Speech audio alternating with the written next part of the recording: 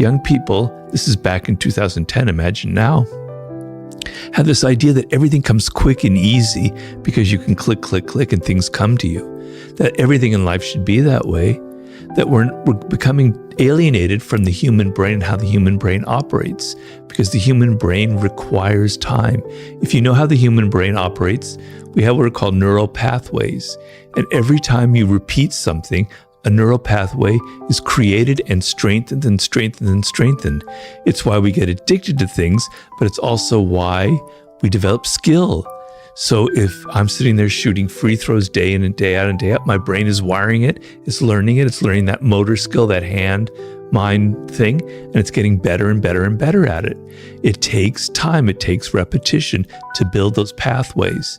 And I explain in Mastery that you reach the proverbial 10,000 hours, which some people dispute nowadays. So it's just a number, it's not a fact. You've spent so long learning something that there's so many pathways. It's like this amazing inner landscape with all these connections going on in your brain. And now you can be creative. Now you can come up with things that nobody's ever thought of. You can play chess on a higher level.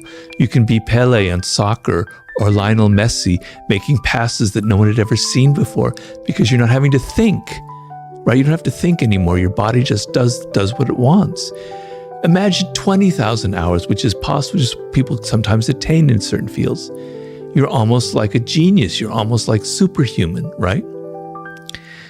If you're someone who's so locked into the internet, to getting things instantly, you can't get past 100 hours, let alone 10,000. You're never going to develop skill, and you're going to find life really, really difficult for you. So I wrote the book because I was actually deeply worried that we were losing a part of how the human brain operates, something elemental part of our wisdom. It's not about passion. It's not about finding your passion.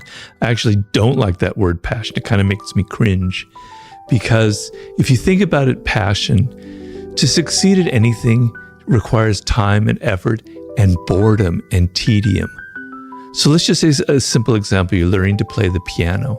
When you first sit down at the piano, you have to play these really insipid tunes. It's so boring. You have to learn, I forget what they call it, finger exercises and scales. On any instrument, you have to learn scales, etc. It's tedious, man. If you think it's got to be passion, forget it. You're never going to get far. The thrill comes after a year of playing the piano, and you get better at it, better and better, and now it starts coming fun. Then 10 years, it's more fun. Then 20 years, it's fantastic. I'm not trying to name drop here, but the other night I had dinner with Stevie Wonder. It was the most amazing thing I ever seen. He's absolutely, I wish I had interviewed him for my book. Speaking of genius, and he's blind, obviously, everybody knows. But I was watching him, he performed for us. We were there with a group of friends at his recording studio. I was watching him play the piano, and he's blind, right? And he's improvising. And it's just absolutely brilliant and amazing. And as I'm seeing this, I'm thinking, I could see the thousands of hours he's been putting in, just touching these keyboards and knowing where the keys are. It was just mind blowing how amazing it was. That is the power that the human brain naturally has through hours and hours and hours of effort. That's how it works. So, he didn't get there because it was passion. He got there because he was a child prodigy. At the age of 11, he was signed to a contract with Motown Records, right? He was playing that as he was a kid, hour after hour after hour after hour. He had a love for the piano, but it wasn't like every time he sat down, it had to be passionate about it. He had the patience to put up with all of the boring stuff, okay? So you want to discover what you were meant to, what you have a connection to, what you have a love for, right? When you're a child, hopefully, or when you're 18 or 19 or 20, that's the best time to discover it, all right? You decide, and it doesn't have to be something highfalutin or worth, like intellectual. You could be great with your hands. You could be great with your body. You could be great with images and visuals. You could be great with words. You could be great in many different areas, okay? They're all equal. They're all great. you as a child are naturally, so there's a book I always recommend for people called The 5 Frames of Mind by Howard Gardner, in which he talks about the 5 forms of intelligence that humans have. Each brain by genetically is wired in one direction or the other. You want to know that, you want to feel it inside of you. It's like a feeling. It's not an intellectual thing. You feel when you're doing sports that it's good. It's a natural thing. It's what I'm meant for. When you're involved with words like I was when I was 8 years old, it felt right. It felt like a natural fit. I have to follow this path. When you're 3 or 4 years old and it's music like Stevie Wonder and you're hearing this in your head, wow, that's it for me, right? Okay? You feel it. You feel this connection. All right, now you fast forward to when you're 18 or 19 years old and you're having to make a career choice. Okay, so I call that your 20s, the most important phase of your life. That's going to make or break you in some way. If you spend your 20s trying to learn skill in something that it connects to you deeply, right? Then things are going to happen to you by the time you reach 30. You've discovered your life's task. It may not be something so specific. For me, it was writing and words, but I didn't know what to write. I tried novels, I tried journalism, I tried theater, I tried screenwriting. But you know it gives you a direction, and you try and you try and try. And you know that's what you were meant for. That's what you were destined for. You feel connected to it. You feel a love for it. And so when it comes time to do the tedious stuff, you're able to do it because you know in the end it'll pay rewards. You'll get better and better at it. And the connection is so deep that to not do it would be miserable. So you can't think of everything in life having to be pleasurable and having to be passionate. There's going to be boredom. There's going to be tedium. How do I deal with it? You have to feel a greater love than just mere pleasure or passion. It's got to be something so deep within you that to not do it will make you deeply unhappy. For me, not to write or be a writer, I don't think I'd be alive right now. I would have been so miserable. I would have been so alienated from who I am. So that's what will get you through. That's what a life's task is. It's counterintuitive to think that somebody who's super dramatic is actually masking, they're creating the drama that is surrounding them. We don't think that way, and I'm trying to show that you have to be a little bit wary about people. You can't just take them at face value. Well, back when I wrote the 48 Laws of Power, there wasn't really the internet, and the studies about power, if you can do studies about power and have data, there weren't very many of them, right?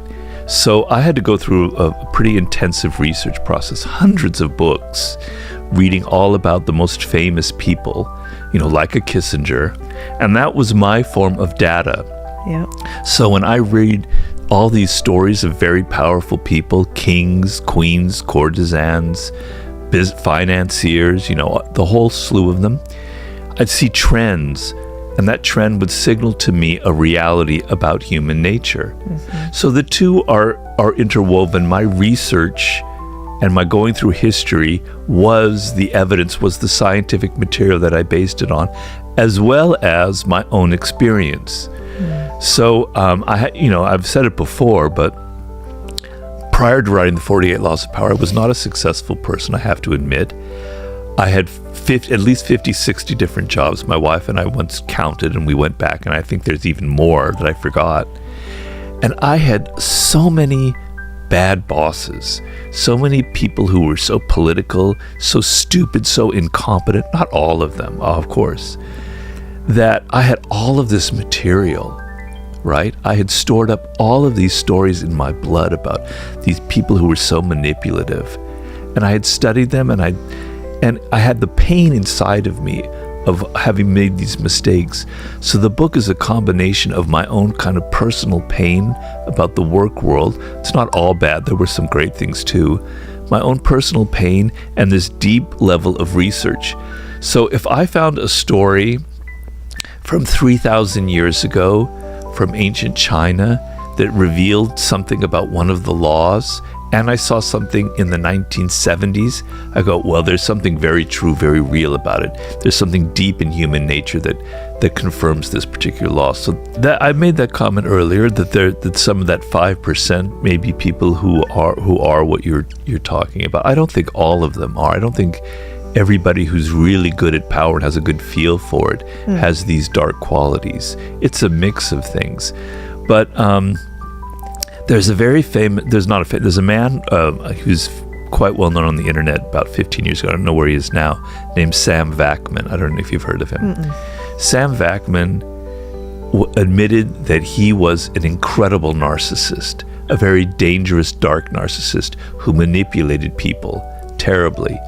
And he came to a point where he saw this about himself. And he realized he can't control it. This is who I am. But I'm going to educate everybody about what narcissism is. And he's very brilliant, and his self-analysis is extremely accurate. But the thing is, he's very rare. So people who are like this, they don't think that they're narcissists. They don't think that they're evil. They don't think that what they're doing is manipulative, or they're even operating by laws. These are just things that come naturally to them. So, that makes it easier for them to do the things that they do, right? So, and so not all of us, I don't want to imply that in doing this book, you're going to turn into a narcissist. You're going to have these very dark qualities. It's just that you want to be aware of them. So these other people, they're not aware that they're behaving this way. I don't want you to crush your enemy totally. I want you to be aware that happens in business all the time, and not be naive with your company that you've, as an entrepreneur, this business that you created. At this very moment, there are vultures circling around who are going to buy your business out and crush you, because that's how business works, right? It's a merciless environment. I don't want you to be like that. I want you to be aware of it. I want you to be aware that there are people like that out there. That is sort of the point of the book. If you're alienating everybody, if you're crushing all of these people, if you're just having lawsuit after lawsuit after lawsuit, there'll be a bounce back effect where you won't have many allies next time you're in trouble, right? Yeah. People will resent you. You'll have more enemies on the horizon. And when you slip up in this media crazy era, all those enemies will suddenly come out of the woodwork, and they'll be on social media, and the mobs will come after you, and you'll suffer for it. So there's an aspect of power where you have to play the soft game, where you have to please as many people as possible, make allies, make them think that they're doing what they want, but in fact they're doing what you want, which is the art of seduction itself. And so that's a huge part of the power game. It's not all about, it's not a book about being aggressive and violent and pushing people around. It's the opposite. It's giving the impression that you're a nice, generous person, but that somehow you get people to kind of do what you want through being clever. The most important skill that you can have in the work world, in the business world, and in life is knowing how to observe people and not be so wrapped up in yourself and be outer directed. So when you're in a situation like you've entered a job for the first time, your tendency is to be all insecure and think, did I say the wrong thing? Am I dressing correctly? Am I fitting in? And you're not observing, you're thinking about yourself, right?